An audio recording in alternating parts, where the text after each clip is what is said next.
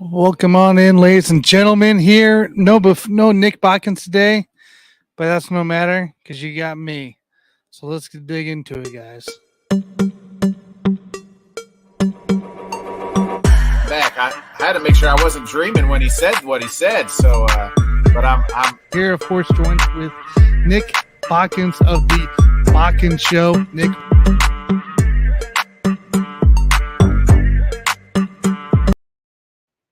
welcome in, everybody, here to the Buffoon and Bodkins Show. My name's Tanner Dawson of the Sports Buffoons, and no Nick Bodkins of the Bodkins Show today. He had other matters to attend to. Kids basketball game tonight. Hopefully they pull a W out and get that win. So, but tonight we'll have the game cast on, of course, for the Giants Cowboys second half. I believe the Giants are winning 6-3. Pretty sloppy football for prime time, kind of like last night. 49ers Broncos, pretty sloppy football. Heck, maybe that's the theme for week 3, everybody. Sloppy football, because it has been awful across the board. I've been very disappointed, right? So not only did my Chiefs lose to the 1-1 Colts, but then the Chargers lose to the Jacksonville in style. The Raiders lose again to the Titans, but the Broncos won with a late touchdown to the 49ers in a low-scoring game again. So that's kind of sloppy for the AFC West by itself, as we all know, is one of the top, what do I want to say, top divisions, or should be the top divisions going into play. But yes, it was a heck of a week 3, and I would like to forget about it because it's the last thing that I want to remember after this week. And not only that, fantasy football is killing me this week on scores. Guys aren't performing. By the way, if anybody sees Darnell Mooney, can somebody please let me know? Because I don't think he exists at this moment. It is not a pretty light right now for him. In that Chicago Bears are 2-1, and we have to see any Mooney. So granted, they were 2-1. Not necessarily a good 2-1 by any means. So, but I'll be doing that, all that stuff here a little later on. I'll put power rankings together. If you go check out my new channel, the Whiskey Sports Podcast. So it's my own personal channel. I'm going to do some stuff on there. I'm still with the Buffoons. Don't you worry about that. And of course, let's talk sports. I ain't going anywhere, guys. Just expanding my reach, you could say. So always happy about that going to play. But so today, as I wait for the game to begin again, I'll put the game cast on, of course. We'll talk some fantasy football. Jonathan Grishman will come on. We'll talk some wild card baseball coming into play, see exactly where everybody's at. It was a small game slate today. I believe only 4 or 5 games went on today for baseball. As we enter the last week, as of actually last week and a half. So it's almost done, guys. Baseball regular season is almost done. We are entering the last slate of it. So as it enhances, looks like the teams are back on. So let's go ahead and put it back up here. There we go. So Gamecast, looks like the team's getting ready to kick off here according to my stream. So this should update here at any moment. So like I said, guys, we're going to talk a lot of fantasy football today while we wait for Jonathan here to get on. He's finishing up practice for his academy. So that'll be good to get him definitely on. But I want to talk some highlights of fantasy football. Maybe some guys that aren't as bad as we kind of thought they would be, or some average guys at this point in the season. Granted, it's only week 3, right? But these guys have been putting up some numbers here. How about Trevor Lawrence this weekend against the Chargers? 262, 28 for 39, 3 TDs. This guy, I think Doug Peterson's a revival for that Jacksonville team. It's kind of what they needed. That defense has a new spark to it as well. And I don't know. I just feel like it's a whole new era coming into play. This is what I think Trevor Lawrence was supposed to be last year. But obviously the whole Urban Meyer situation did not help any going into play, because that was just a overall horrible situation for him to begin his career. But now we look at it here is, this guy's putting up numbers after numbers. I think he's 3rd QB ranked. right now in points, and there's no reason to bench him. The offense is moving. He's using everybody. Marvin Jones, Christian Kirk, going to play, and he's the guy I think you guys should definitely stick with here. A guy maybe so this guy Matt Collins, wide receiver for the Raiders. Hunter Renfrow was out. If Hunter Renfrow was in, I don't think he gets his 8 receptions or 10 targets, right? Necessarily going to play. Oh my, come on, Daniel Jones, so bad. So he had 8 receptions off of 10 targets, 150 yards and a touchdown. That doesn't happen with Renfrow, guys. If Renfrow's in there, it's that. I would take that cautiously coming into play for week 4. I don't think you're going to see that same production is necessarily that same workload, because you do have, I mean, you saw him last year with the Dolphins. It was kind of the similar same thing. So, but it was always periodically when people were out. So I would be cautious about taking him, but heck, what a performance, highlight performance for him, especially for a Raiders team that needed some light. Obviously wasn't enough because they're now sitting at 0-3, last place in the division. Like, they got to figure life out. I can tell you that much. Here's another guy. If you guys are not in such a deep league like myself, they're got to go pick up right now is Khalil Herbert. David Montgomery's day to day with an injury. He was out for the game, but Khalil Herbert once again took reins after that injury, and he ended up with 20 carries, 157 yards, 2 TDs, of course, 2 receptions as well. But this is a guy that is going to be somebody you want on your bench. I don't care what you got to draft to get him. I would stash him if you're not in the deep league like myself, because he is going to get carries when Montgomery's hurt. He still gets carries even then. So Montgomery's day to day currently, they're thinking it's more of an ankle, less of a knee injury, which is, I guess, better in a way. So it's something to definitely look at to stash upon. Another guy to go out and pick up is Jamal Williams, if you don't already have him. Jamal Williams for Detroit, running back. DeAndre Swift is banged up. They are going to send him a couple weeks till after the bye. Hey, there we go. Got some yards, Giants. Still not much of a game, but all right. So Jamal Williams here finished up with the versus Minnesota Vikings, 20 carries, 87 yards, 2 touchdowns, 2 receptions off targets for 20 yards.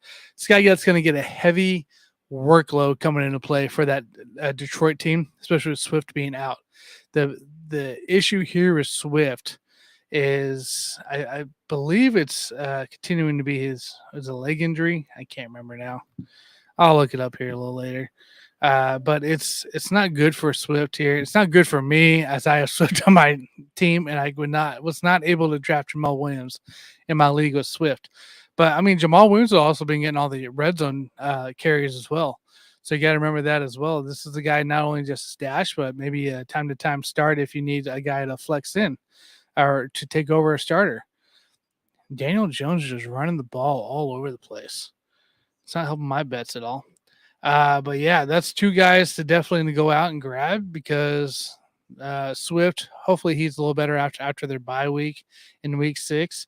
But at the same time, I mean, it doesn't hurt to carry the backup. I mean, same thing with Madison coming into play. Dalvin Cook went out of the game last week. He is day to day as well. Not completely ruled out, but Madison's a guy to always stash on your roster, because Dalvin Cook gets hurt, and I think it's what we're seeing now this game. So coming into play here. Sorry, as I'm blowing up my phone here to watch the game a little closer. There we go. See, it's still such a sloppy game. Kickers can't hit nothing. It's disappointing. Tight end wise, looks like Njoku continues his reign. The guy that we have been trying to see for the last 3-4 years, and haven't seen jack from him. And then all of a sudden, this year in the last 2 games, he's blown up. 9 receptions, 10 targets, 89 yards, touchdown. Last week, he had something similar come into play. He might actually be worth starting now if he continues to do that. So I love the fact that we see a little Jojoku come into play. But yeah, it's also been a pretty disappointing uh run with Justin Jefferson, Jamar Chase, and the Bengals. Just kind of not what we're hoping for. Oh, sacked. That was a big sack. That was a big sack to take. But guys, here's one thing I have an issue with here. I got this guy named DJ Moore, and this guy named Darnell Mooney seem to be nowhere into play, and it's pretty disappointing right now for myself because I got him in multiple leagues, and they're just sitting there with the 1 or 0 burger half the time. And it's interesting too that Baker Mayfield came into play. I was expecting him to be able to get the ball into DJ Moore's hands, and he's not even doing that. Not even with McCaffrey. He's passing the ball to Robbie Anderson, Shi Smith. I mean, he's spreading it out a lot more than just DJ Moore, and DJ Moore is getting a very, very lackluster start to the season, especially in fantasy ranks. Would I necessarily go out and trade for him? Not high value. I would trade, I'd trade middle to low value for him at this moment because I don't know if it's going to improve or necessarily. We saw what Baker did in Cleveland with Njoku, and obviously Njoku is shining out, but Baker isn't, and Njoku is shining out now. DJ Moore isn't without Baker, so. I don't know. I don't know exactly how to take that yet. I think we need a couple more games here. We're going to week 4 next week. I like to see what he does there. And week 5, it will be your final call to either move on from DJ Moore and see what you can get value for him, or maybe you stash in the bench. Same thing with Darnell Mooney. I hate to cut a guy that I spent, maybe a mid 6th, 7th round pick on just to get, and it's not something I want to move on from necessarily going into play. So I haven't stashed on the bench. Luckily I drafted late. I got Burks. I got Garrett Wilson coming into play, so I can start one of those 2 guys in this place right now until they figure life out. Who's Johnny Shepard? Oh, that was almost picked too. Wow. So, but yeah, that's some stuff right there. I'd love to have going there to see 2 guys come alive here. This also looking ahead here. Bengals offense is not pretty either. Let's be real. Boyd's getting a lot of action. T. Higgins, of course, has actually gotten his fair share. Jamar Chase just seems to be doubled up, tripled up at times even. But how about the running game? The running game has not been pretty. Joe Mixon, who most of you guys probably spend at least a 1, if not an early 2 on, are probably pretty disappointed right now, but you can't bench the guy unless you have other, solid running backs early. But the guy, Mixon's only done 24 yards rushing, getting outperformed by Perrine, Samaje Perrine. It's not good. It's not good for Joe Mixon owners coming into play. I think, as we all kind of got to do with this Bengals offense, is we all got to breathe a little coming into play, at least for the moment, because I think we're up to better days. I think Jamar Chase owners are going to see better days. T. Higgins owners should see about the same. So, but for me, guys, I'm very shy at starting, especially Mixon this week against the Bengals or against the Dolphins on Thursday Night Football. This is a team that went out and, didn't stomp the Bills or anything, but they played very physical football and was able to, essentially control the Bills running game, let alone Josh Allen in play. So I would be very cautious going into play to start in week 4, maybe look at week 5. To start Mixon again, see if he does anything better going in ahead. Now, Perrine does have a sore ankle. He does have an ankle injury going to play, but I don't think that affects anything. Keith Engel, TJI Sports. Appreciate it, man. That's what I'm about. I don't shy away here on stuff. I talk like I feel. So going to play. By the way, I don't know if there's any Derrick Henry rostered guys out there, but you have a breath of fresh air now. Now that he controlled the Raiders, yes, he only had 85 yards rushing, but he was part of a pass game, guys, and he was effective in that pass game. He was one of the main reasons why that Titans offense was able to get down the field, to put themselves in scoring position, unlike that Bills game going to play. Derrick Henry was caught 5 passes, and he had 11.6 average going to play this weekend. If I'm a Derrick Henry owner, I love the fact that Derrick Henry was in the passing game because that's something that you do need going into play. So, big props there on Mr. Henry because that was needed, especially after these couple weeks of regular football because it was not pretty there. Let's see here. Trying to think. Oh, Garrett Wilson, guys. I don't know if you have a Garrett Wilson in the free agent ranks. Go grab him if so. It's a guy that had a 30-burger last week against the Browns on that comeback. This week he did get banged up with a rib injury, but he still had the most target receivers. Now, hang tight because I'd still start the guy. I think he's still going to be effective, but we are going to be going from Joe Flacco to Zach Wilson. How does this all affect?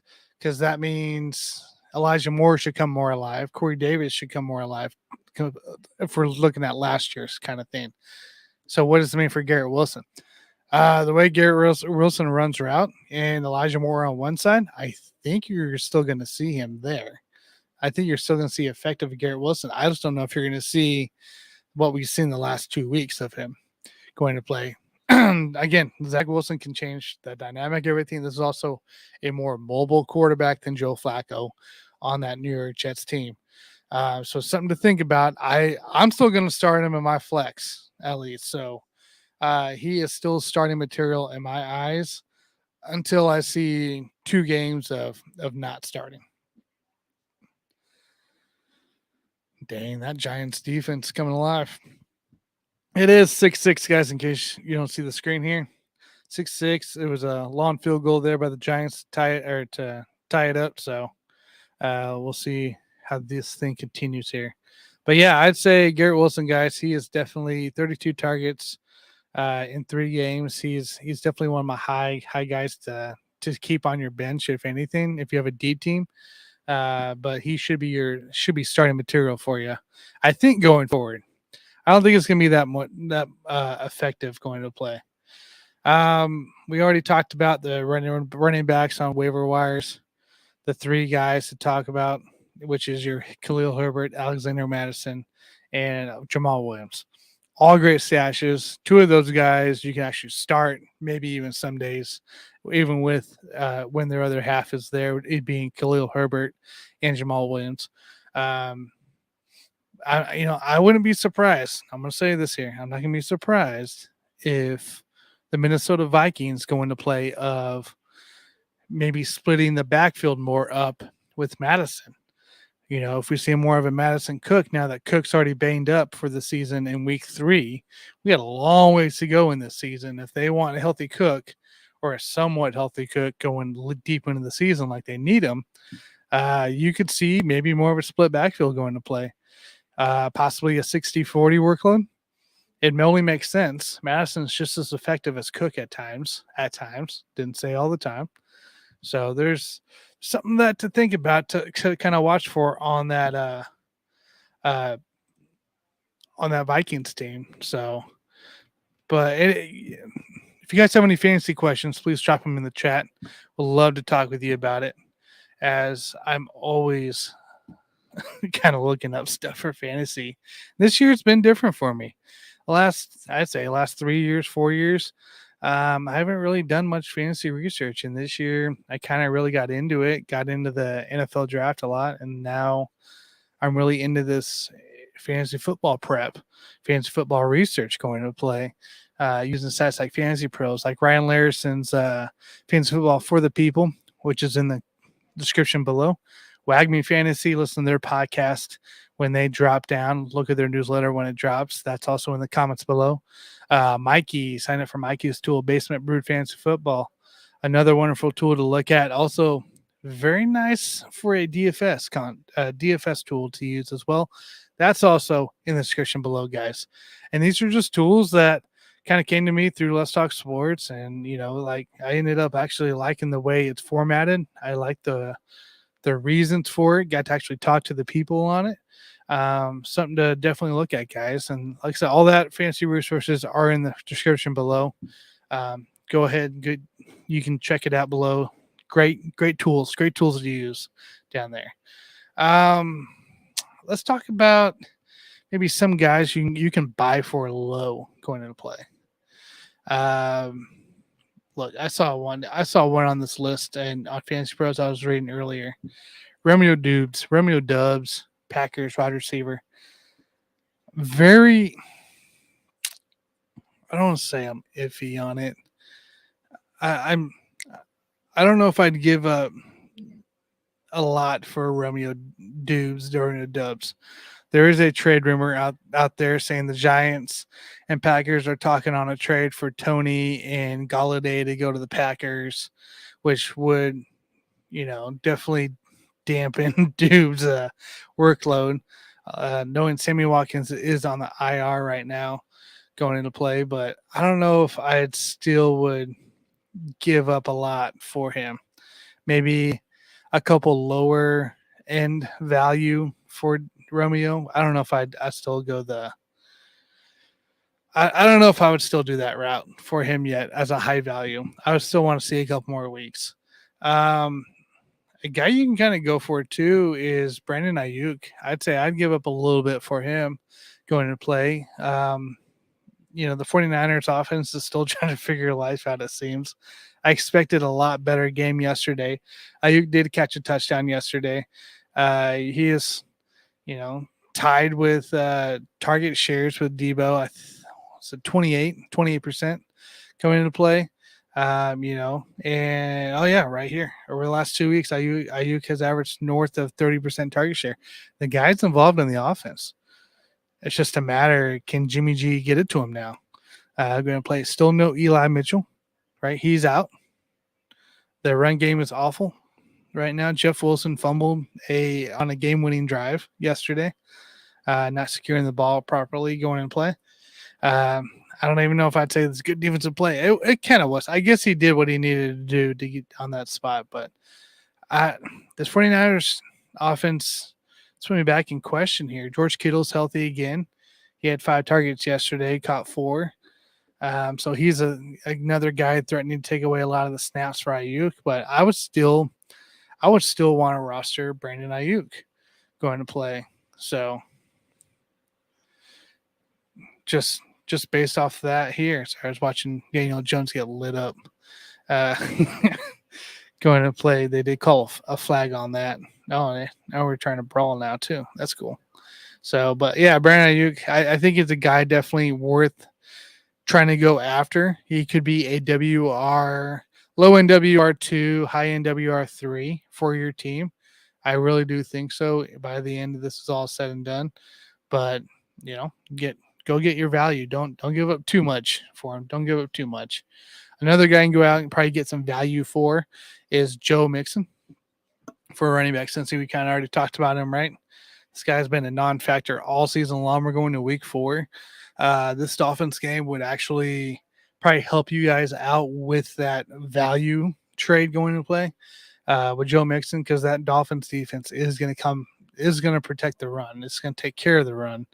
And I don't think you're going to be able to run very often on these guys. It's going to force Joe Burrow to throw the ball, for one. It's going to force that offensive line to protect Joe Burrow. So with that being said, they're not going to run the ball because they're going to be too busy having to pass down on 3rd and 6, 3rd and 9, going to play. So Joe Mixon, a guy that could potentially progress after week 4 is a guy I would go out and get some value for. Again, not giving up a huge amount of value early, top value by any means, but maybe tier 3, tier 4 guys. You can give up a couple there to get Joe Mixon, and why not? Why not have him on the bench to get through week 4? And like I said, after week 4, you might be able to get him for even better value going to play. Another guy I'm really shocked on seeing too, actually on this list, is Breece Hall. Breece Hall has, I expected a lot more Michael Carter going to play, but I don't know.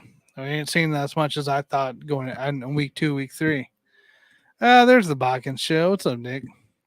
Hopefully you all are winning right now. Finn's Bengal game gonna be good. Oh yeah. It's either gonna be a blowout or it's gonna be a really close game. It's gonna be one of the two. And when I mean blowout, I mean the Dolphins put them to rest, or it's gonna be a lot closer than maybe I'm thinking right now. So I am actually excited for that one. I do my post game show on Let's Talk Sports with Mad New Yorker Carlos of TGI Sports, and then Smoking Jeremy B as well.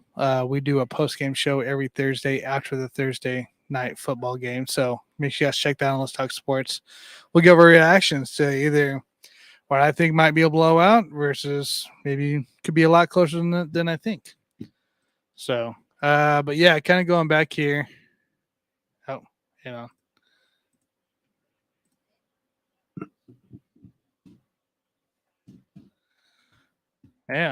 Sorry. Doing two things at once. So, Nick's about to join here.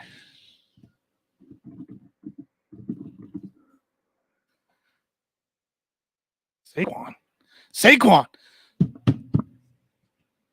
Touchdown Saquon? Is this not updating? There it is. Touchdown Saquon, everybody. I don't know if you guys had him on anytime scores, but I did. Now I think I need a three or four more things to go right for me.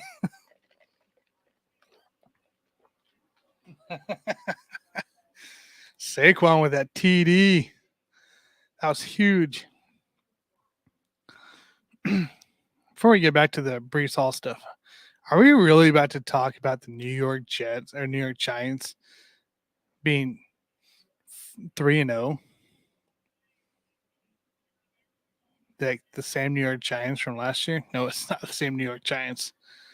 I don't know if you guys saw the pre-show here on Let's Talk Sports, but they were talking about, they had a former Giants player on, and yeah, he was right. It's about attitude for this team. What's up? Hey, can you hear me good? Hold on, Can you hear me good? Yeah, I can hear you. All right. What's the? You guys win? Yeah. So it's Giants 13-6. Yeah, A team and B team both won. So it's good overall night for the old Crocker Junior High basketball boys. Yeah, that's what we like to hear. Yeah, it's 13-6. Saquon just busted a 36-yard touchdown. So Saquon doing Saquon things. Saquon's back, huh? I think, it looks a lot better than McCaffrey. McCaffrey went for 20 carries, 100 yards. The thing of it is Saquon actually has a legitimate head coach, and McCaffrey is still dealing with rules, dumbass. Yeah, that's some pretty bad. They got lucky this last game. Let's be real. I mean, they didn't get lucky. They just ran into Jameis Winston, which I already told you was garbage. Someday, Tanner, you're going to learn to listen to what Bodkins has to say. We'll get into that here in about 15 minutes. So, let's see here. We got Unknown Cohen coming in here from Twitch. What's up, Cohen? He says, thoughts on the Vikings this year. I don't know. What's your thoughts on the Vikings this year, Nick? They're kind of what I thought they would be.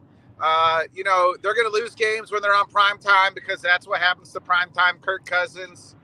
They'll win the 1 o'clock games. A lot of them are be in games. A lot of them because 1 o'clock Kirk Cousins is better than prime time Kirk Cousins. They got to get Justin Jefferson going, right? He torched the Packers week 1, and we haven't seen him since. He's MIA right now. Yeah, this Vikings team is frustrating. It's going to be a frustrating team this year. With the new head coach going to play, I feel it is a little different than what we saw last year for consistency, but same time, a lot of pressures on Kirk right now, really getting to his weapons. And that's kind of the issue. You can't, and Dalvin Cook's already banged up, so you got to do something else well on the offense for the running game side going forward. If Cook's already banged up, you got to have Madison more involved. But I think it's just going to be a frustrating Vikings team. Not necessarily going to be bad. I still pick them to win the division. I still think they can win the division probably by a couple of games for the fact that they got guys like Thielen and Jefferson. That's where you're wrong. You're believing too much in Kirk Cousins like you believe too much in Jameis. They're not winning the division. I believe more in the offense as a whole than I do Kirk Cousins by himself. Like Kirk Cousins is a big part of it, but that offense, I feel like there's too many weapons going to play. So I had them third in the division. I think Detroit can still finish second. Detroit should have won that game yesterday. They were one blown coverage away from winning that game. If Detroit just can learn to close out games, they would win. They'd be second in the division. Obviously, I'm going to continue to say, as long as Aaron Rodgers is at quarterback, as bad as that offense looked yesterday, the defense has looked really well the last 2 games for the Packers. Exactly what I thought they would, exactly what I said they would do and be is what the Packers are doing. But Detroit, man, close games in Minnesota's 1-2, and they're dead last and said Detroit's dead last. It'll be interesting. Minnesota probably will finish second. I was hoping Detroit would. It's still early. This is a marathon, folks. We're not even a quarter of the way through the season. Oh yeah, it is for sure. And they got the Saints, coming here in London this upcoming week. So we got an early, was it 8 a.m., 9 a.m. game central for us. So yeah, I think it's 8. I think it's 8 a.m. 8:30, right? 8 Eastern, so it might be 7 Central. So, I don't know. It might be 8 Central. Oh, yeah. I'm doing the StreamYard. That's right. Hang on. I'll look it up here. And then Cohen here does say he came back here and said coaching is completely different. Zimmer wasn't on the same page with Kirk, which we all knew that because that was pretty bad last year. For Kirk, he says, say what you want about Kirk. Every year throws 30 touchdowns, 4,000 yards, top 8 QB rating. Defense got healthier, better pass rush, which I agree. Packers have easy schedule. They'll be 6-1, but I think Rodgers is older, no receivers. It's the Vikes' time to control. Look, I ain't gonna say nothing bad about Rodgers because it's Aaron freaking Rodgers. All right, he's gonna make Snow look good in the regular season coming into play, but I still think this Vikings team is better than what we've seen the last couple of weeks. I think they should be more consistent of what we saw week 1. Now, you just faced a good Detroit Lions team. Again, this is a team that's not a team to put down this year. This is not the same Detroit Lions team. So that's kind of those games are going to go. It's like the Chiefs Chargers are going to be battling back and forth there, and it's just not going to look pretty as you all seemed.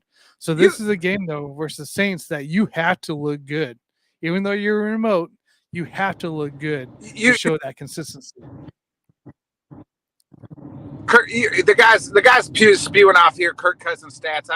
Yeah, Kirk Cousins puts up numbers, man, but can he do it when the brights are shining brighter? Big time players show for big time games and make big time plays. Let me know when Kirk Cousins has done that. Okay, he's never done that. He's never done to do that. Kirk Cousins is never going to lead Minnesota to the promised land, folks. He could put up 1,000 yards and throw for 40. He could break freaking Tom Brady's touchdown record this season. He'll still won't win the Super Bowl. He still won't make win any playoff games. Let me know when that happens. Until that happens, folks, he's still primetime Kirk Cousins. Well, I don't like anybody in that NFC. What did I say? NFC North, right? To win playoff games. So, by the way, it is 8:30 I don't a.m. either. Central Time. Even as a Packers fan, I said we'd probably win the division and we'd probably lose in the first round of the playoffs. It's going to be a struggle, especially early offensively until some of these rookies get going. I mean, Dobbs had some nice day yesterday.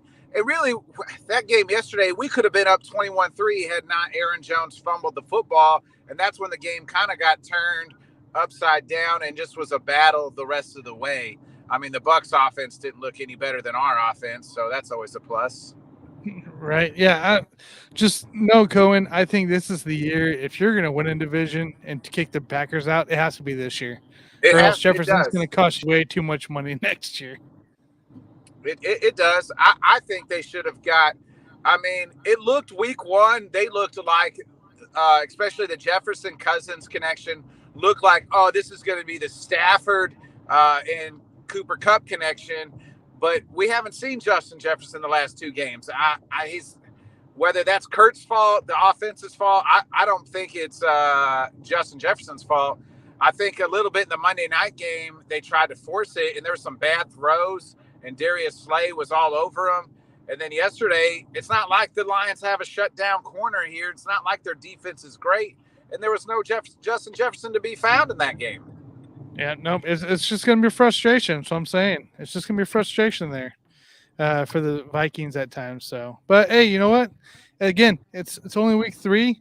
You know, things could click on come week 4, week 5 a little bit better, and next thing you know, we're talking the Vikings being more of contenders. So, but yeah, at this moment, just from what we've seen through 3 weeks, you know, sure, Cousins might throw for 4,000 yards, but it doesn't mean it's going to be pretty every week.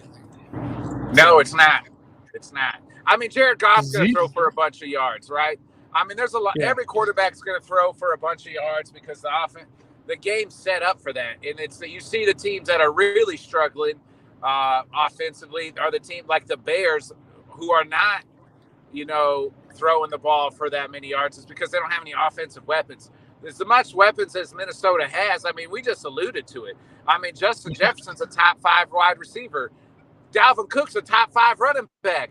There's no reason they shouldn't win this division. There's no reason they really shouldn't have won the division last year or the year before that. But here we are. It's because you can't trust their quarterback, and you can't really trust that defense at times. Now, Mike Zimmer took the fall for all of it and got the old can. But, you know, now it's a new coach, so here's a new It was time. Excuse. Yeah. Yeah, it was time for Zimmer. It was. 100% it was time to go. Big time. So I was talking here as we're waiting for Jonathan on this one here. I was talking here, kind of going over fantasy stuff here. But Breece Hall is where I ended up with before Saquon busted out that run going to play. I don't know if you've caught anything, but Breece Hall has, like, from week 1, it was Michael Carter. Ever since then, Breece Hall over here is at like 11-2 target range between Breece Hall and Michael Carter. Like, that's how much they love this kid in the Jets organization on top of Garrett Wilson. Like, they love the young guys. Here's my thing, though. I'm concerned of what happens when Zach Wilson comes back. Is it going to be the same kind of target share? Is it going to be the same target volume across the board that we're seeing? Or are we going to see maybe a little more Elijah Moore, less Garrett Wilson, maybe less Breece Hall? Was there any thoughts on your side? I think with Breece Hall, it'll be about the same. If Zach can dump it down to him, I didn't really watch a lot of Jets games to know if like that's a Zach Wilson thing, but they need to make it a thing for him because Breece Hall can be there. The Garrett Wilson one will be the real question mark, especially because he's also he got banged up yesterday. Ribs. Yeah. He So came back. He did come back. I mean, but still got banged up. That'll be the interesting. Because, I mean, say what you want. I mean, I'm not a high on Joe Flacco either. But, you know, we know he can fling it down the field at least. And we'll have to see if Zach can do that at a better consistency and who his target's going to be, because he really liked Elijah Moore. Really kind of came on late last year. I think at Breece Hall you're safe, but Garrett Wilson's kind of a wait and see, hopefully, and you just kind of hope that he has that connection with Zach Wilson. He's going to be on the field because, like you said, the Jets organization, they drafted these guys. They're high on these guys. They like them guys. So the snap share, I think, is going to be there. It'll be up to Zach Wilson to get him the ball. Yeah, I agree. It's going to be interesting I think he might be coming back this week. So we'll have to see what happens when he comes back. They said week 4. Yeah, this is week 4. So, yeah, he would be back. 4. They said it is on target. Yeah. Yeah, Salah's leaving it up to Wilson, essentially, and the doctors, if for sure he comes back. So we'll see later in the week here when we hear a little bit more about it as practice continues. So, but Nick, are you gonna be nice? Are you gonna be nice if we get Jonathan on here? Because he took a bad loss yesterday. What was that?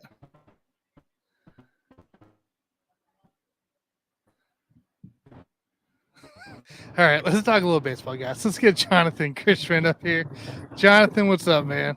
I'm waiting for Nick to get it so he can get his shots in. I'm waiting for him.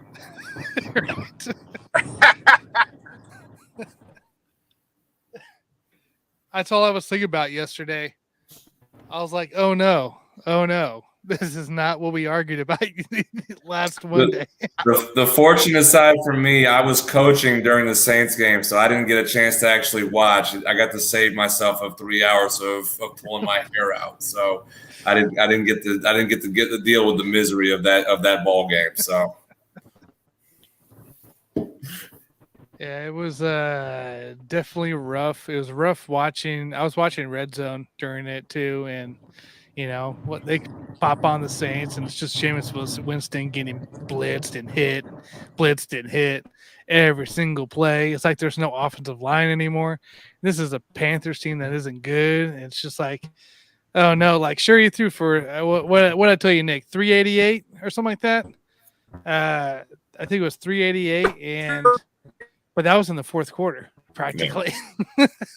Yeah, fortunately, my girls played really well this weekend to at least get me in a better mood despite it. So good, a little counteract right there. Yes. That's what you needed. Oh man, yeah. Well, when Nick regains his connection, I'm sure we'll hear about it. I know. I've been waiting. I've been waiting for it all weekend. Hey, can you hear me? Yeah. Hey, can you hear me? Hey, yeah, we hear you. Can you hear me? Are you going through a tunnel can you hear me? I want to make sure you guys can hear me because you guys didn't listen to me last week when I tried telling you, man. I tried telling you Jameis is going to be Jameis Winston. A zebra don't change its stripes, Jonathan. I tried telling you, man. Hey, Tanner, did I hear you right? You were watching the game on Red Zone? You saw the game on Red Zone? Hey, you know what you didn't see? The Saints in the Red Zone. Ah! I mean, you can't put the whole loss on Jameis, though.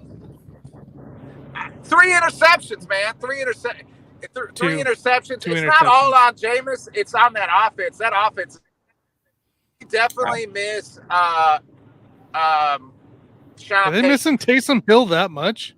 No. They're missing Sean Payton. It's Sean. I mean, it's Sean Payton for sure. I mean, we're seeing a little bit – we're seeing in New Orleans what Sean really meant to that team and what he really meant to that staff and the franchise. So, yeah, I mean, we all knew it. We were trying to be very internal optimists in New Orleans, but I mean, we kind of had a feeling that we were going to be missing the general of the club for this season. So we're having to swallow it a little bit right now. And Mike Thomas banged up. They said his foot injury is pretty serious. Jarvis Landry banged up. So the injuries are starting to pile up early here for the Saints. And can we put an APP out for Alvin Kamara? Because where has he been at, Jonathan? You got him hiding down there at your baseball field practicing because he's nowhere to been found on Sundays. catching BP. Man, I don't know. I really don't. I mean, we're kind of the issue with the Saints. Like, it was known that they were a little bit predictable at times on offense, but now it's even worse with Pete Carmichael calling plays. And so when you have an idea of what they're doing when certain personnel in the game, it's almost like it's being telegraphed. So no matter how good Kamara is, he doesn't get the opportunities because the play calling is becoming very predictable. So I mean, I don't care who you are. If the defense knows what you're doing, I mean, Barry Sanders could be behind behind that line into the offense. He probably still wouldn't be able to break free some of the runs that that he could do. So I don't know right now. I don't have answers right now at the moment. I got to go back and watch a little bit of the film and kind of get a sense, and maybe I'll have a little bit more answers later on in the week. Right, and you guys get that tough matchup this Sunday in London. Against the Minnesota Vikings, which we just got done talking about right before you hopped on here, that I don't think they're no lame team by any means. So they got all the weapons, and if Carolina did that to you, the Vikings should do more. But same time, it's a team. It's a rebound for both teams essentially, because Vikings didn't play that well against Detroit. So I don't know. It's gonna be interesting here coming to London to see exactly what happens. Well, hey Nick, we'll see because we had the argument last week about Kirk Cousins and Jameis Winston. So I guess we'll kind of get a firsthand sense of that matchup this weekend. Yeah, yes. I mean, Very and those true. London games are going to be weird too. I always feel like that's the game where like the worst team, like I mean, that's where Jacksonville, who's like 0-15, would win a game or something like that. Those London games are always weird. They always kind of are always funky. It seems like too. Mm-hmm. Jonathan, let's talk about something that you know more about, and that's baseball. Albert Pujols hit 700 home runs. We're never going to see that again, are we? I honestly don't think we will. I don't think we're going to see 700 probably in in my lifetime. I don't see how in the direction the game is going right now, where you're going to see a 700 home run hitter. I mean, you look at the guys that are on that list right now; they're in their early 30s. Some of them are mid 30s. I mean, I don't think we'll see a 700 hitter achieve, or at least 700 home run hitter anytime soon. And it could be decades. I really don't. I think the game has changed too much. We don't have the consistency of guys hitting 40 home runs all that often, and being that consistent 30, 40 home run hitter every season. We don't really see that much anymore. And the way that the game is becoming more specialized as far as guys getting off days and making sure you're protecting your investment with the money that's being spent on these guys. You're limiting these ball games as much as possible. The Ironman of baseball is no longer really the case. So I think we're going to see a very big drought, achieve. I put that up to say even 600 home runs. I don't think we'll see a guy hit 600 home runs for a very long time as well. 700 is just the top of the mountain. I mean, that is just absolutely incredible, a feat that Albert able to do and be able to achieve. I think the realistic goal is that we're going to see a 600 home run hitter anytime soon, and I still don't think we're going to see that anytime soon either.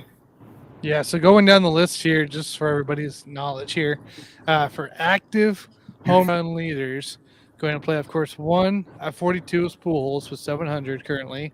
Miguel Cabrera at age 39 with 506. Nelson Cruz, 41. The guy's still pumping bombs. 459. Giancarlo Stanton at 375. He's at 32. And then your fifth one there is Mike Trout at age 30 with 347. I don't know if we touched 6, let alone 7 for a while. And both Stanton and Trout have injury history. They have a lot of injuries in history and early on in their career, so that doesn't go away as you get older. Not at all. Where does Albert Pujols rank to you, like on your all-time, list? Like, is he, you could preference that as far as like, the guys that you've seen in your lifetime, because he's, to me, I love Ken Griffey Jr., so I always put probably maybe him number 1, and Albert's got to be right there at 2, or I couldn't think of another player outside of Ken Griffey in the last 30 years. Yeah, as I break it down in this way, because I've looked at it in a sense of just talk about hitters. I mean, Griffey, in my time, Griffey's Griffey's the best baseball player I got to watch and grow up watching. Pujols, in my eyes, is probably this generation's number one or number two greatest hitters of our generation, and he's right there with Miguel Cabrera. I didn't get to grow up and watch Pete Rose play, so I can't say that but I know Pete Rose is the greatest hitter of all time, the all-time hit king. Ty Cobb being up there as well. You had a lot of great hitters, but the guys that I got to see and watch, Miguel Cabrera being a Triple Crown winner and what he did in his career as one of the greatest hitters of all time. Pujols is right up there with him as well. And I think that he needs to be in the consideration of one of the greatest hitters of this generation for what he's been able to accomplish throughout his career, being a 300-plus batting average hitter, 700 home runs. He's up in the top 5, top 4 of RBIs, I believe he was. So I mean, he's done a lot to establish himself as one of the greatest hitters of this generation. Full blown. Is he up there with Griffey as far as one of the greatest baseball players? I mean, you could have that argument. You can definitely have that argument in this generation for sure. In the last 20 years, he should be considered one of the greatest baseball players up there. Is he up there in the all-time list of greatest baseball players? I mean, maybe top 10, maybe top 15 as far as position players, maybe. But as far as in the generation that we got to see and got to witness what he's been able to accomplish, he's definitely one of the top 2 hitters of this generation. There should not be an argument for what he's been able to do. And I think he needs to go down as such. He needs to be in that consideration, in that conversation with Miguel Cabrera as one of the greatest hitters of all time and probably the greatest hitters of this generation. Yeah. Real quick here, comment. Akuli says, I have Daniel Jones under 200.5 yards. I'm stressing. There's 13 minutes left. He's at 157, and I have him under 200 as well. So I'll be stressing right there with you. But, yeah, no, going back to Pujols, and, I think he's definitely top 5 for me. Just thinking about the players that I, really focus on, appreciate. But, yeah, I think you're right, though, being top 2 kind of hitter right there with Cabrera with the Tigers. So it's a guy that he's always been around. Like, he had his down years to the Angels, but at the same time, a lot of them weren't really down years. He was still effective. He was also injured at times too. So for him to continue back and come back like he did and finish out his career with 700 bombs and just playing lights out like he never left St. Louis, it's probably the best thing to see as a baseball fan, to watch a guy go out like this. Absolutely, it's great for the game, and the fact that he's doing it in St. Louis, that puts the cherry on top of what he's accomplished and what this season has done, and the accomplishment of 700 home runs, doing it in St. Louis. I don't think it would have gotten the same effect, and it would have gotten a great effect, 700 home runs, if he did it in LA with the Dodgers. But to the extent of what he's doing in St. Louis and that accomplishment where he started his career and doing it again while he finishes, that just puts the cherry on top of what the accomplishment means to Albert and to those St. Louis Cardinals players and fans. As a Cub fan, those first 10 years that he was in St. Louis, I'll put those 10 years, the way he did in those 10 years almost against any baseball players, those 10 seasons, because those first 10 years before he went to LA, I mean, that's a Hall of Fame career right there in itself. Yeah. I agree with that. Absolutely. I mean, it was phenomenal what he was doing. And it's just kind of sad. He was dealing with the injuries in LA with the Angels. I mean, God knows what he could have done if he had a couple of seasons, take 2 or 3 seasons of those injury years and have him play healthy. We talk about the home run king. We'd probably say that he probably would have passed Bonds if he had just 3 healthy seasons. He would have passed Bonds on the all-time home run list. We were talking about the new home run king in Albert Pujols, and that you hate the what if game, but in the essence of what we're at, you have to consider that a little bit. That's very true, because he was definitely one of the ones on pace for that before those couple injured seasons he had. So. 3. I couldn't imagine that 3 more healthy seasons going to play. Yeah, we would be talking some big numbers by itself with him. What about so Judge, right? I think he hit 61 today? I think he hit 61 today. I haven't got a notification that was the case. I haven't or seen that either. I thought he was still sitting at 60. Is he? I put a bet down. He was sitting 61. Maybe that's what I'm thinking. Nope, no home run today. Still sitting at 60. So, Aaron Judge here. Do you think he ends up with the MVP? I don't see how he shouldn't be the MVP for the offensive season. He's on pace to win the Triple Crown. I mean, and you're leading your team into the postseason. I know the whole conversation we've talked about as far as Shohei Ohtani versus Judge, the MVP race. But, at this point, when you have two guys who are competing for the MVP, both putting outstanding numbers and great seasons, in my eyes, you have to give it to the guy who's going to the postseason at that point. If it's MVP candidate 1A, MVP candidate 1B, the guy who's going to the postseason needs to get the consideration at that point because he did enough to be the most valuable player to his team to make it to the second season and postseason play from there. So I considering what both those guys have been doing, Judge has to get the nod to go into the MVP race just because he's going to play in the postseason. And you take away his season from the Yankees, they're not a wild card team. They don't make the postseason at all if you don't have Aaron Judge on and doing what he's doing right now. So that's the true definition. That's the definition of MVP. So you take him away from that team, they don't make the postseason. You take away Shohei Ohtani from the Angels, well, they're still not a postseason team. They didn't make the postseason. They probably finished worse than the Oakland A's at that point in the West if you take Ohtani out, and that's hard to do right now. But I think Judge has to be the MVP. And again, if he wins the Triple Crown, it should be unanimous. Yeah, and you can't say that neither guy had help on his team. Shohei Ohtani has Mike Trout, for God's sake, and actually a number of great guys on that roster that just couldn't put it together. On the other side, Judge had, a couple other guys that could bomb away, and the pitching was great this year. So, I mean, granted, yes, one team connected more than the other, but at the same time, it's not like rosters weren't built to support either team. One guy was just able to make that connection with that roster and take him to that next level. That's how I feel about it. Yeah, absolutely. I don't feel like the Angels team is a bad team by any means. There just wasn't that connection there to execute all the way around.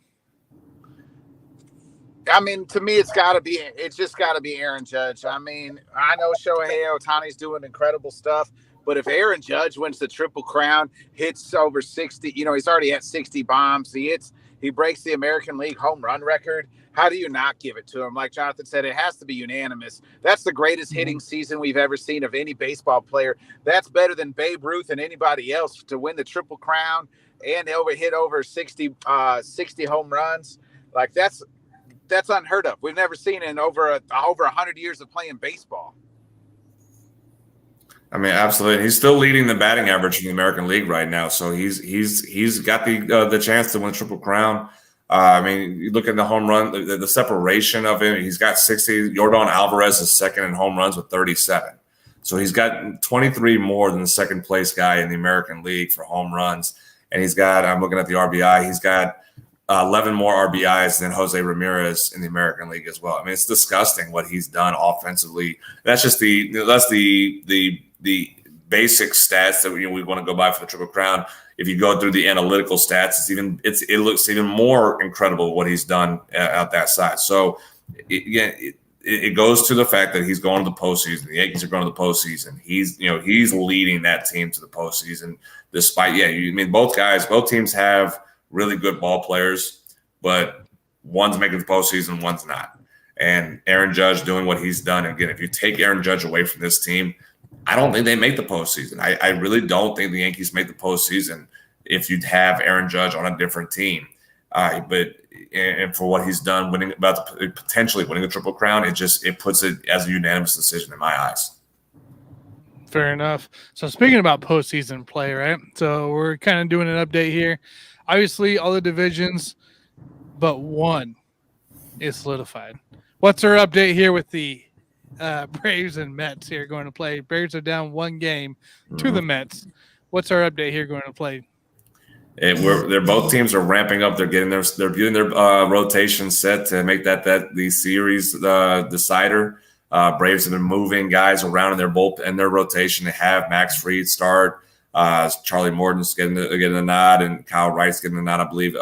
So you're pitching your best, and same with the Mets. They're pitching Bassett, DeGrom, and Scherzer. They're pitching their best. So this is a 3-game. Essentially, this is the 3-game postseason play before the postseason.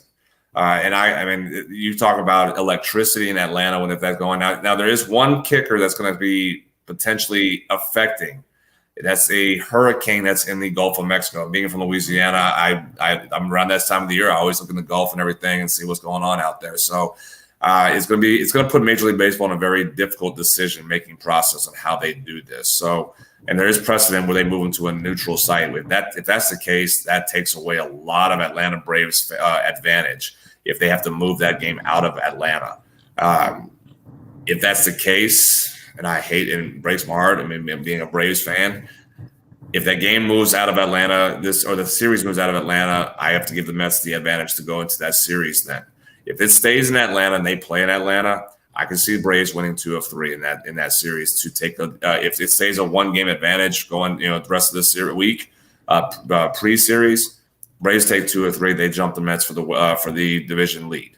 If it's outside of Atlanta, I don't necessarily think it's going to be it's going to be very easy for the Braves to take 2 of 3 at that point. So that's going to be a very interesting variable that's going to take place this weekend for that series. But I mean, it's going to be exciting. Again, all of baseball is watching. Now you still have the Aaron Judge home run race going on, but for the playoff postseason deciding factor of what's going on, and every division is basically already wrapped up or almost wrapped up. You have the Mets and Braves going one more time this upcoming weekend for a division crown.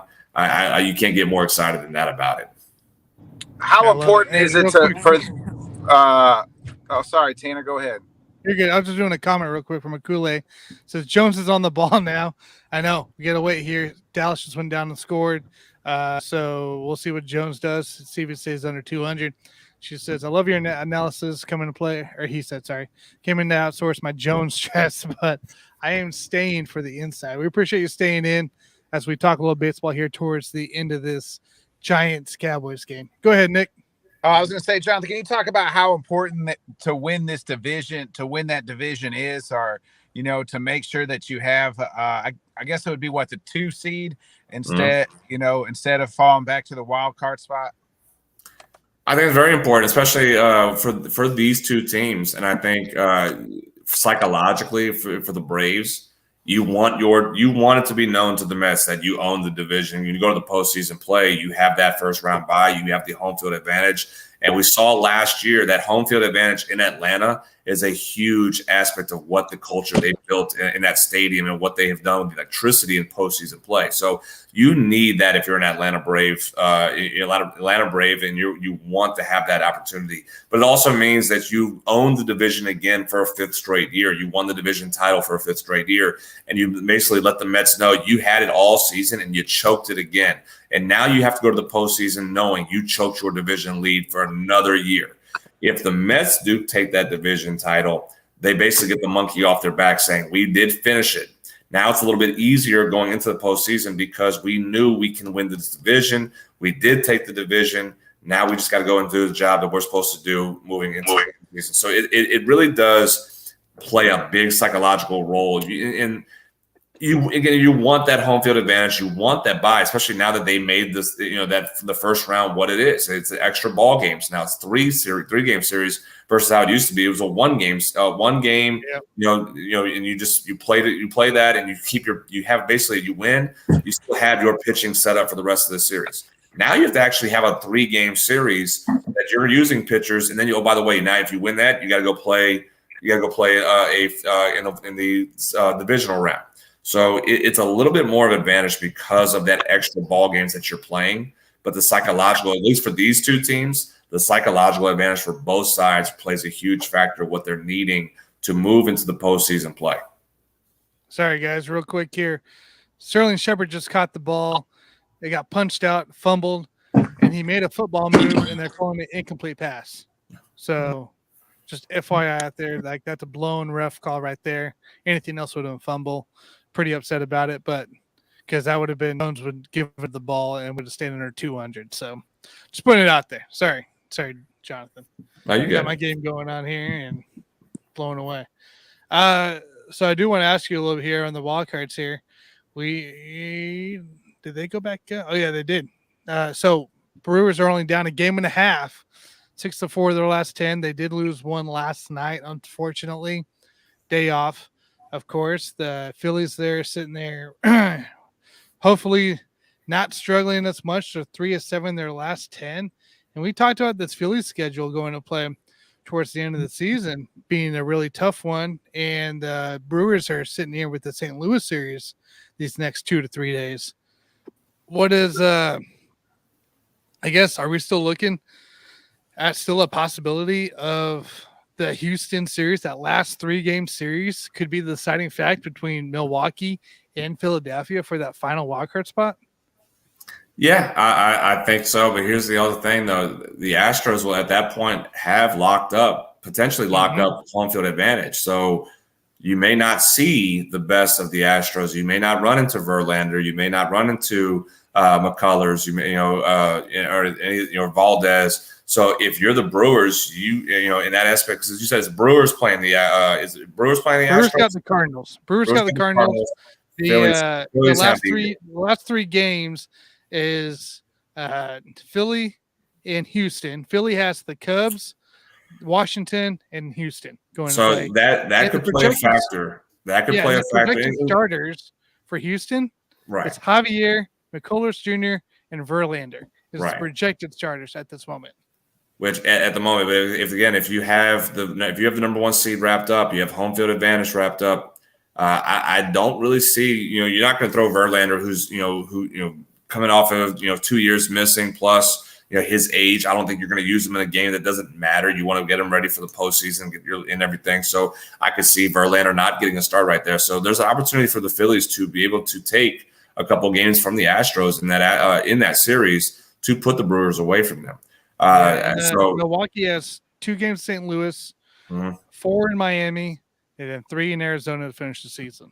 Yeah, so I think the schedule is going to favor the Phillies. I think this even that Astros series, I just don't see the Astros really using their starting pitchers to the point where they using their top 3 guys in that series to even really get push the Phillies in that series. So it could really favor Philadelphia in that aspect of it, and can really make the Brewers have to play pressing their way into the postseason. And I think that's going to be a little bit difficult. I just don't see the schedule lining up for the Brewers to do so. I think they've missed out a lot of opportunities to be able to catch the Phillies and make it a little bit of a closer race. But I think things are going to schedule out a little bit, or even out in the schedule in the Phillies' favor. Sorry, Nick, do you have something? No, I think that, man, what's going on with Seattle here? I mean, I was kind of glancing at it. They fell all the way to the 3rd spot. The Royals happened. That's what happened. The Royals. Yeah. We took 1, 2 out of 3 against these guys. They gave up a huge lead, right? It wasn't 13, like a 13-run lead or something like that. I saw on Sunday. The Mariners going to choke this. I mean, they're going to make the playoffs because the Orioles are 4 games back. But is it a one-and-done deal here for the Mariners? Man, you just want to root for the Mariners. Again, 20 years. You want to exactly. Yes, I'm a little bit torn because I say yes. I've said all year. I think they're just a year too early to really do any damage in the postseason. And then you throw in the fact that Julio Rodriguez went on IL, and I think that hurt them a lot too in the aspect of what their roster and what the lineup looks like. Because that's your superstar. That is your rookie superstar for what he's become and what he's done this season. So not having him does affect your lineup a lot more. 3-7 in their last 10. I mean, that's not a time. Now's not the time to have losing a record in your last 10 games. No, it's not. And unfortunately for them, Baltimore is 4 of the last 10. Otherwise, if Baltimore would have caught a little bit fire and won, let's just say if they flipped that and made it 7 of the last 10, we could talk about a whole different outcome that the Mariners could choke and let the Baltimore Orioles catch them in the third wild card spot. So they're getting a little bit of luck on their side with the Orioles not being able to take advantage of the Mariners' lack of wins right now. But again, I said this for a while, that if the Mariners make the playoffs, regardless if they lose 2 games and they're out, they broke the streak. They got in when they were not supposed to this year. They locked out Luis Castillo. So you have your ace now locked in with you for the next, I think it's 5 years is what he signed. So you have someone who you can build your staple, your rotation next season with a little bit more seasoned guy, year under the belt of Julio Rodriguez, trying to figure out a little bit more depth and get a little bit more talented in certain areas that I think you can have a Mariners team challenge the Astros in 2023. So if they do make it and they lose in the first round, let's just say they get swept, in that 3-game series and they lose 2 in a row, it's not a failure to Mariners. I don't view that for them just because nobody thought they were going to make it. They were not a postseason team at the start of the season. They weren't even a postseason team at the halfway mark in June and July and August. They got themselves into it. So I think if they do, it's gonna hurt Seattle baseball, I'm sure. But the fact that they got themselves and they broke that streak of 20 years, I think they have to take that as a success and really putting themselves in a good position for 2023. Agreed. Akula, yes, we got 6 minutes. Daniel Jones forcing the ball downfield is what's going to happen, which is going to turn into a turnover. So holding my breath with you here. 157 yards still. So, but yeah, I agree though. Like just getting there is the first step of that franchise right now. And I know Julio is hurt. Julio did get hurt last week. So he is kind of in and out of the IL for that going to play, which is not the right time for this to happen for Seattle. So that does hurt them offensively coming into play. But at the same time, I mean, all you need is opportunity. Once the opportunity is there, anything can happen, right? It doesn't matter if you're a last seed or first seed. Anything can happen in the world of baseball, baseball playoffs, period. We all know that. Yeah, I mean, again, we saw that last year. We're not trying to homer in the Braves, but they were the lowest win total team basically in the postseason, and they made their run. So again, anything can happen in the postseason. You just got to get in the dance. And the Mariners are a talented team. They're a little bit scary at some capacity, and you'll get Julio for the playoffs back. He'll be healthy and ready to go when the postseason starts. So you at least get that, knowing your young superstar will be ready to go. But again, the fact that 20 plus years have gone by without Mariners in the postseason, I mean, be happy that they got in, Mariner fans, and expect a big expectation in 2023 for them. They did lock up the Luis Castillo. They locked him up in a contract here last week. So that's already plus. Now you're seeing a franchise who's winning is now wanting to continue to win, which we hope, Nick and I hope more franchises are like that. But anyways, going into play, like that's just huge by itself. And Julio Rodriguez, he's locked up as well. They gave him the contract extension already as a young rookie. So like I feel like Seattle's in that mindset, like, hey, Daniel Jones here? Just huge pass play. I just saw it. 16 yards. He's gonna break it because they're gonna have to force them unless he throws an interception. Sorry. The Dallas D is bending. It's bending. So, but I don't know. I like Seattle for maybe the next couple of years to come to be one of those teams that, they may not go too far this year, but I think these guys will be a lot better coming into play for next year and the year after for future going into play. I mean, they got the core, right? Like you got your stud pitcher, your stud hitter. Now it's time to go add some more pieces in the off season.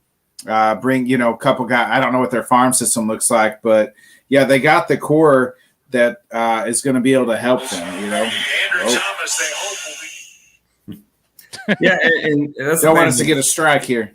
Yeah, the Mariners, again, there are going to be some aspect of what they're trying to do and get a little bit younger. I mean, again, you got Mitch Haniger, who's a free agent, who he's in his early 30s, he's had an up and down career. He's supposed to be your big bat in your lineup, and he hasn't been consistent over the last couple of years, and that's kind of what hurt them a little bit more. They, if you had Mitch doing what he was supposed to be doing, in that lineup with Julio and with J.P. Crawford, and getting able to get on base, and having that big bopper bat that you were able to bring in Carlos Santana, and he was a surprise for what they've been able to do. So that's something that helped out. True.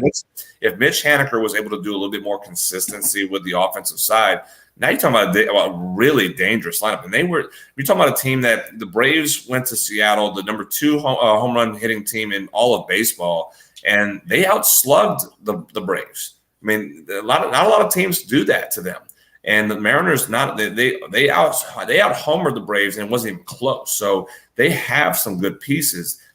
Some of the guys, like I said, like Mitch Haniger, who was not as consistent this year, is kind of slowed a little bit down. So they have to make some decisions on that roster to get a little bit younger, and just get a little more athletic, a little bit stronger, more consistency. And that's a lot of teams are going to be in that aspect right now, and figuring out how to get to that side and be a little bit more with it. Not a lot of everybody. I know putting on the Braves here, but not a lot of teams are like the Braves where they have 7 guys who are 26 or younger on their lineups. And that just puts what the Braves have done in incredible fashion.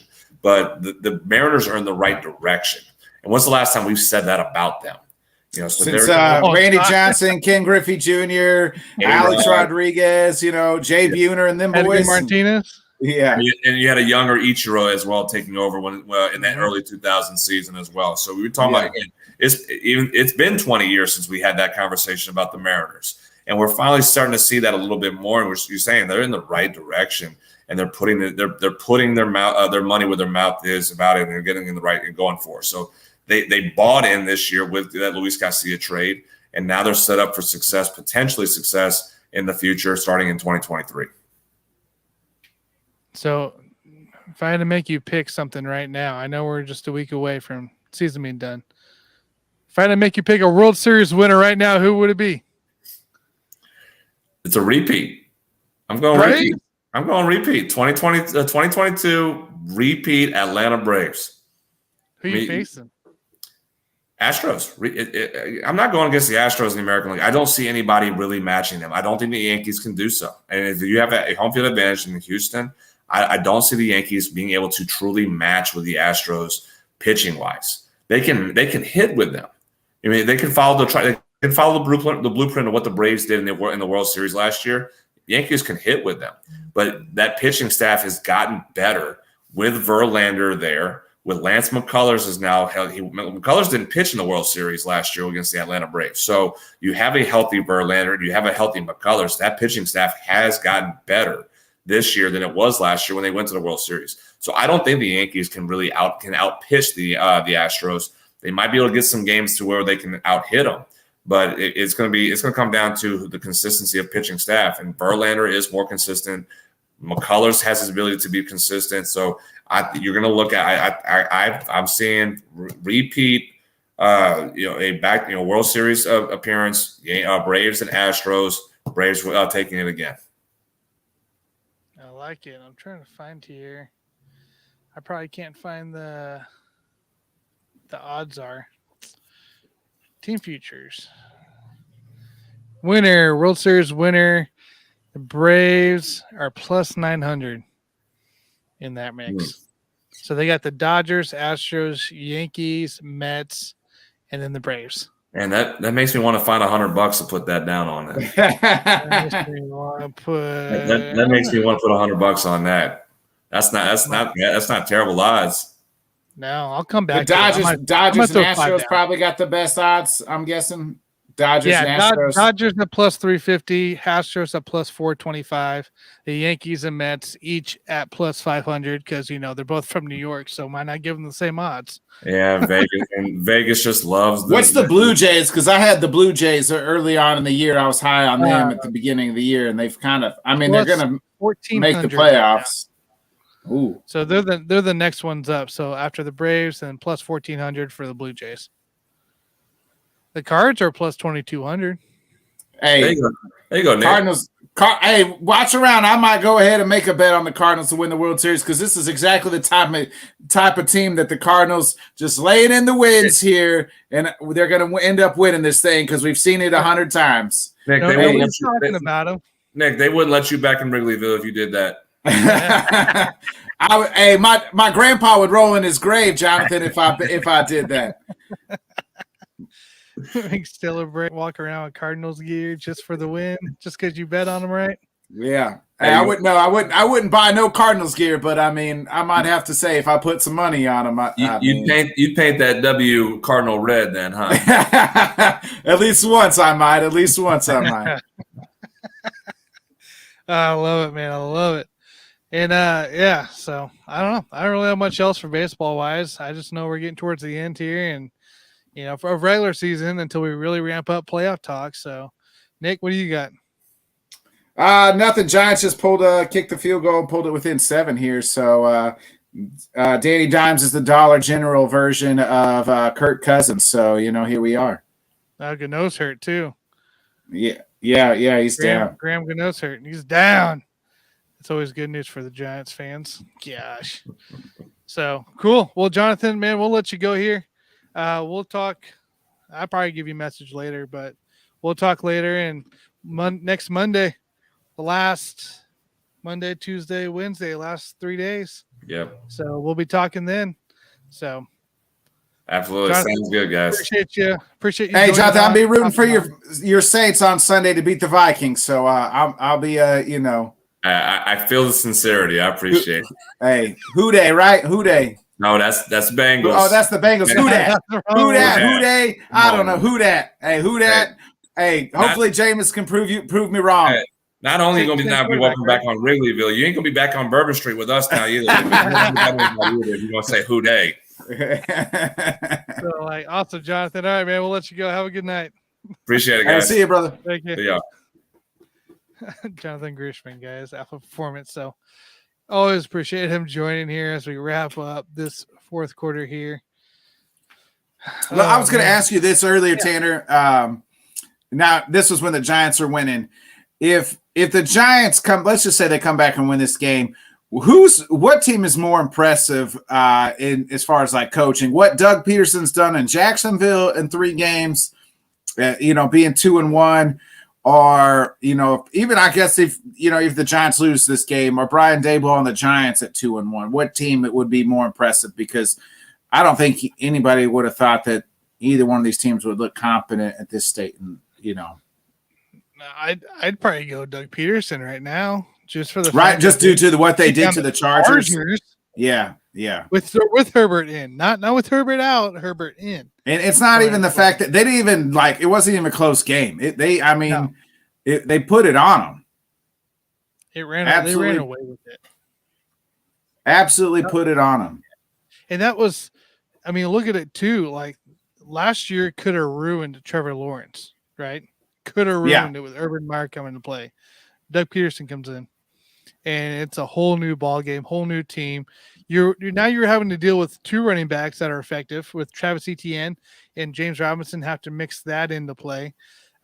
Christian Kirk actually looks decent. Marvin Jones looks youthful again coming into play. He's using these guys' weapons. He's made moves. That Jaguars team's made move, period, with Chenault going to Carolina and almost not really cleaning house by any means, but essentially cleaning up maybe some of the messes that were made going into play. Yeah, 2 things. The Jaguars, when they gave all that money to Christian Kirk, everybody laughed at him, said they overpaid him. But right now, that investment's paying off. He is, he's finding the end zone. He seems to be Lawrence's favorite target. And then, kudos to James Robinson, and whoever his doctor is who cured his Achilles. This guy tore his Achilles less than a year ago, and he's running for over 100 yards on folks. Who would have thought that? And that's just how fast. Look like no Cam Akers, I can tell you that much. Right. This just goes to show you, number one, that's how far we've gone in medicine in advance. The last 10 years, you used to tear your Achilles. That's career ender. Yeah.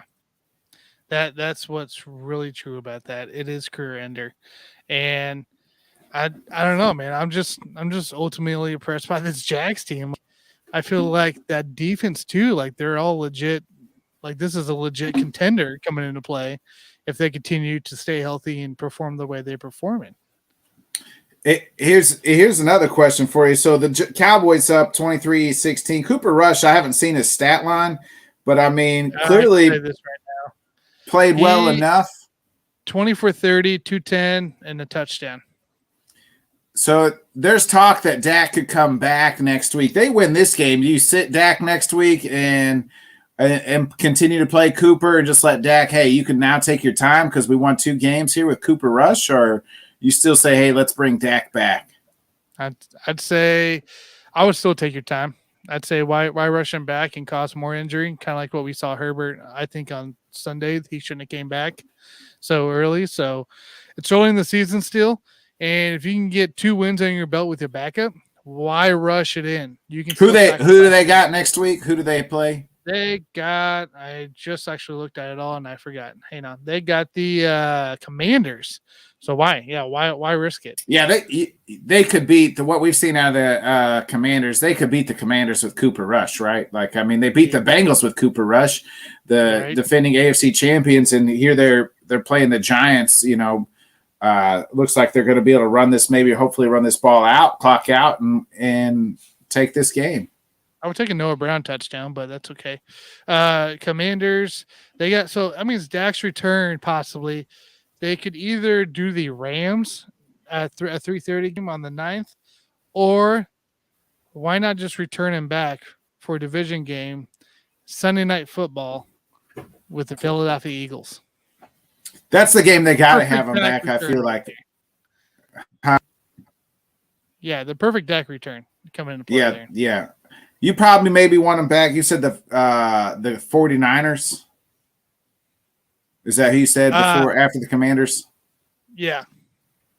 I mean, that game. Sorry. It goes Commanders, Rams. Oh, the Rams. You might want them back for the Rams game because that's going to be a tough game, but that's not a game you have to have. But definitely for the Eagles game, because you want to win that division. You want to win games inside your division is the most important thing. Mm-hmm. So definitely want him back for that game. But they're talking next week he could be back. But if you beat the Giants, you can beat the Commanders here next weekend with Cooper Rush. He hasn't played. There's nothing that says to me where he's played awful, right? Like, yeah, at times you're like, yeah, it hasn't looked great, but I mean, he's not killing you. He's not hurting you in games. He's not throwing the awful, interceptions or anything like that. He's capable backup. And why not play him next week against the Commanders? What have they shown? Nothing. Yeah. Like, I see zero issues with that. Like, why would you not? Why would you should wait. You should wait.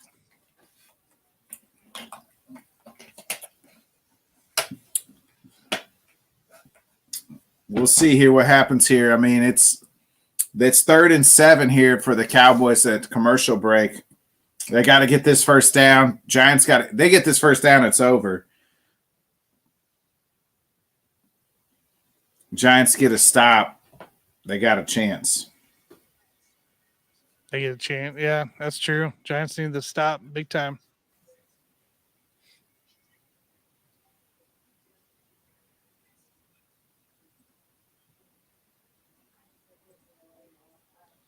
There you go. DraftKings has a Dolphins Bengals. If you bet the money line for whatever team, so like if I bet Dolphins, I throw 25 on, then I win that bet as soon as the Dolphins go up 7. Oh, that's nice. What's the line on that? I'll be devastated. I agree, Achille. The line currently is 3.5. So earlier I heard you say 3.5 Bengals favorite. Well, earlier I heard you say that game was going to be a blowout. A blowout for which way? Because I think the Bengals. No, see, here's why I don't think the Dolphins are going to blow them out. The Dolphins just came off that high rising win against the Bills, so they're at an all-time high. This is the perfect trap game. Short week. They're banged up. Tua's banged up. Hill. They have. I think somebody else was banged up. Hill or Waddle was banged up. They got quite a bit of guys banged up. This is a perfect game for the Bengals to win. Now, the thing that scares me is that Dolphins defense, what they did to the Bills. I mean, and disrupting Josh Allen.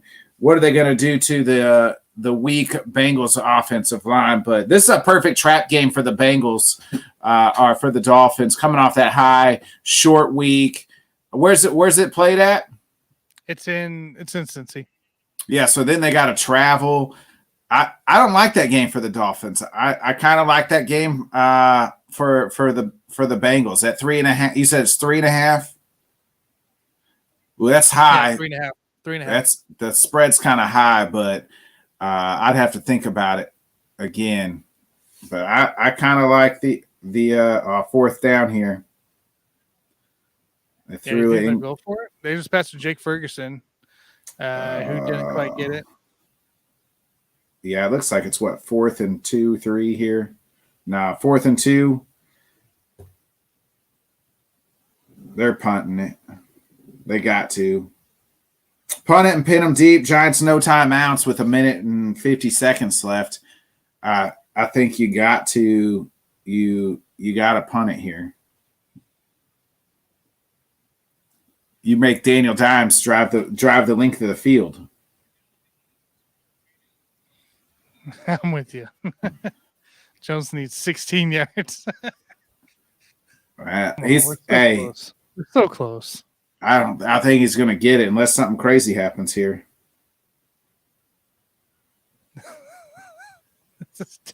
So balls at the 9. All right, look. So here it is. So you got the Dallas defense pressure right now. You got the under, right? The under 200 yards passing. Yep. Woo! He about fumbled. Here we go. Giants have only had one 80-yard touchdown drive this season, 2 last year. So the last 2 seasons, only 3. But I mean, it's still early, but just shows you how inept their offense was last year. And they got to do this 80-yard drive. There's 12 yards. No timeouts. Jones drop backs. Throws a dart. Dart to Sterling Shepard. Time's ticking here. First down. Yeah, there's 12. They only needs 4 more yards. It's going to pick up here on this drive. Giants taking some time here. Then they get set. Jones drops back again. Got time to play. Throw. Ooh, that was an awful throw. Incomplete. He had plenty of time. Should have picked that. Had plenty of time. 2nd and 10. 1 minute and 17 here for the Giants. That was just an awful throw. It was. Awful throw. That was really bad. Daniel Jones said they were he's 0-7 on primetime games, about to be 0-8. Top 10 worst moment, 5 yards. How much money did you put on it, Akuli? How much money was it? Oh, it's a penalty. Never mind. That's offsides. Offsides. Or was it false start? I win it's part of a parlay, and it's the only thing I have left on the parlay. To hit? Yeah. How much you win? 60. Oh, hey, that's nice. False start. It's a top 10 worst moment for me. It's a rough one. I can tell you that much. 2nd and 15. That helps right there. 2nd and 15. Let's not talk about the money to the outcome. Hey. Here's my top 10 worst moment. It was week 1. McManus and that Broncos offense. That was there it is. Interception. What an awful throw. Who was he even throwing that to? There it is. Cowboys win. Daniel Jones threw it to the invisible man, and Diggs comes up with the pick. Game over. Missed kick of McManus in week 1 was a $80 kick. Sterling Shepard seems to be hurt, bad. That's another. Jones has got a weird look on his face, like he doesn't know who he is, where he is, and what the hell happened. Oh, maybe it's not Sterling Shepard. I guess the receiver fell down. My bad. I'm over here mouthing him, but it was still a bad throw. Way bad throw. Still. Did he even catch it? Oh, no, the ball looks like it hit the ground. Did the ball hit the ground? Did it look like it hit the ground? Yeah, the hand. Oh, it bounced. That's hand. Oh, that is All hand. hand. Woo! All hand. They're reviewing it, obviously. Nah. Did he get his hand underneath that's there? all hand, dude. Look at Looks that. like it. Looks like it. Yeah. I need to see a reverse angle just to make sure. Yeah, it looks like his hand's underneath it. Yeah. I don't see grass. I don't see turf.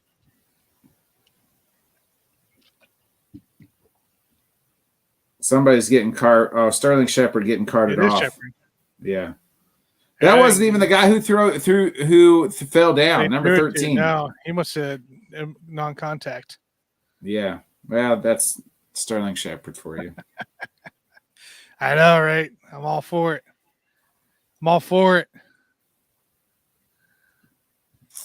Well, that's the game. Next Monday night's supposed to be out. I was thinking that's the. Is it Broncos Raiders next Monday night? Oh, God.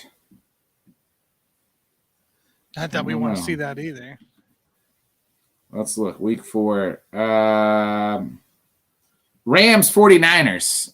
Not that I really want to see that. That should be 49ers looked like absolute dog crap last night. Yeah, they did. Oh, Broncos Raiders Sunday night. That's what it is. Broncos Chiefs. It's Bucks Chiefs on Sunday night.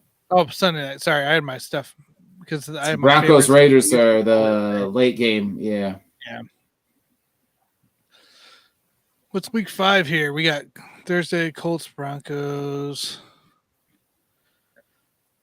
Oh, we got a Monday night game. Chiefs Raiders Chiefs next Monday. That'll be That's good. week 5, you mean? Week 5. Yeah, week 5 Monday. And then Bengals Ravens on Sunday Night Football week 5. I like week 5 a lot better. Yeah, Raiders Chiefs. Bengals Ravens on Sunday night. That'll be a good one. There we go. There's that W.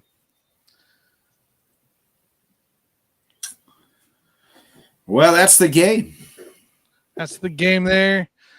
So we'll get ready to call it here. Nick, what do you got coming up here, man? So Wednesday night we'll do our week 4 NFL preview. We'll pick every game against the spread, have a couple fantasy suggestions for you going into your week 4 matchup.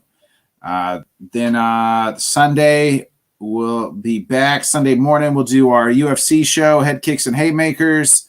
And Sunday night we'll do our week 4 post show for NFL post show. So that'll be happening. Busy day Sunday.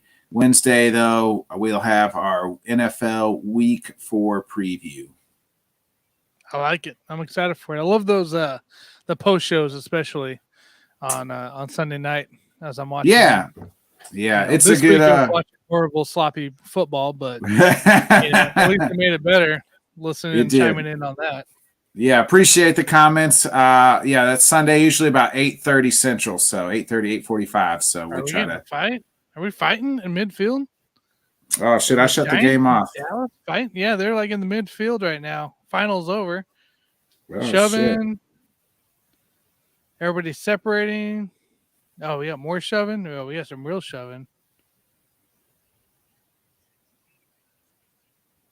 That's the cameras are all behind them, just waiting for a brawl to break out. I know. Looks like two. It looks like they're separating now. So yeah, that's about to be. I thought you get a brawl going, but yeah, it's cool. Well, yeah, check us out Wednesday night, guys. Sports Buffoons. We'll have our Sports Buffoon podcast. I have no idea what we're going to talk about yet there, so that'll be fun. I'll be on Let's Talk Sports as well, of course, this weekend with Nick on Sunday morning. I assume you'll still be on for the. Yep, I'll be there. Sunday. And then AFC West show on Saturday morning as well. I'll be on talking AFC West, chat with Dan. So excited for it. Tune in, hit the bell, subscribe, like, follow. We'll be around. That way you get notified. So other than that, everybody have a fantabulous week. We'll talk next Monday as we get on Jonathan Grishman for the final days of baseball regular season. Catch you guys later. Hey everybody, thanks for tuning in to the Buffoons and Bodkins show. Make sure you hit that bell, subscribe, and follow for more content. Swing over to the Bodkins show, subscribe and follow for him, and then also swing over to Let's Talk Sports Network and go subscribe to him because it's phenomenal for what he does, and there's a lot more to come on that channel between us as well. So make sure you guys do that. Thank you for watching.